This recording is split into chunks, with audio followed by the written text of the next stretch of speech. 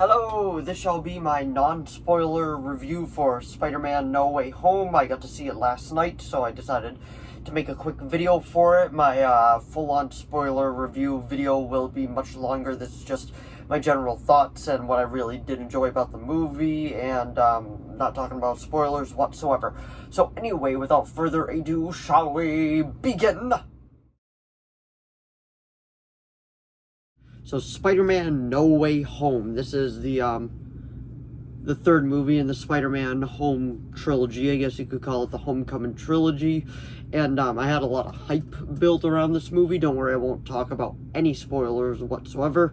But personally, I gotta say it does deliver on the hype 100%. I love this movie. I only had a couple of small problems with it, and even like those small problems are nothing compared to how good this movie actually was, like how much it actually delivered. And when I say delivered, I really mean like this movie completely delivered everything I wanted from it. The villains were great. Tom Holland was great as Peter Parker / Spider-Man. Zendaya was great as MJ. And if you don't know the general plot of the movie, this isn't a spoiler, I'll just go into the actual general plot. It picks up immediately after Spider-Man Far From Home ended, with the whole world knowing that Peter Parker is Spider-Man, and now he must adjust to his life as it is now. So he pretty much everything goes chaotic, and he decides to go see Doctor Strange, and Doctor Strange is like, I'll make a spell to make sure that everybody that knows that Peter Parker is Spider-Man won't know anymore. And then he was like, it's nice knowing you, Spider-Man. So he begins to cast a spell. Then all of a sudden Peter's like, oh no, could you actually do this, do that, do this?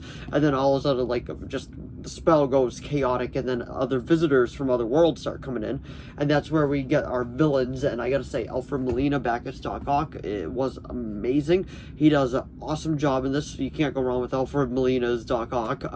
Willem Dafoe is back as Green Goblin, and he does an absolute great job. I read this before I saw the movie, so I don't consider it a spoiler at all. Willem Dafoe is the main villain of the movie, and boy does he hold his own. And fun little snippet for you, he did all his own stunts. I heard that in an article. One of my other favorite things of this movie is actually the score. Michael Giatti, I probably mispronounced that, I'm sorry if I did. He went super hard on this, and he did a great job with it. He did not need to go as crazy as he did with it, but boy am I glad that he did, because when the soundtrack comes out to this movie, I will definitely be buying the soundtrack. That's how good it was. And the other villains that is in it is Sandman is in it, and Electro's in it, and the Lizard. Electro and Lizard is from The Amazing Spider-Man, and then Sandman is obviously from the Tobey Maguire era.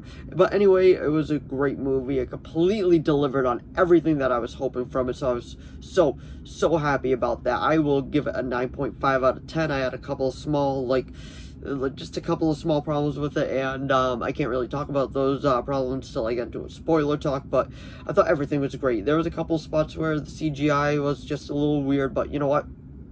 That doesn't matter. It was such a good movie. That's all right. It is 2.5 hours, so be prepared for a longer movie too. But boy, does it not feel like 2.5 hours. It is just a well done movie, and I absolutely just had a great time at the theater. And this is the most a theater I've been in since Avengers Endgame. So that was my quick spoiler-free review of Spider-Man No Way Home.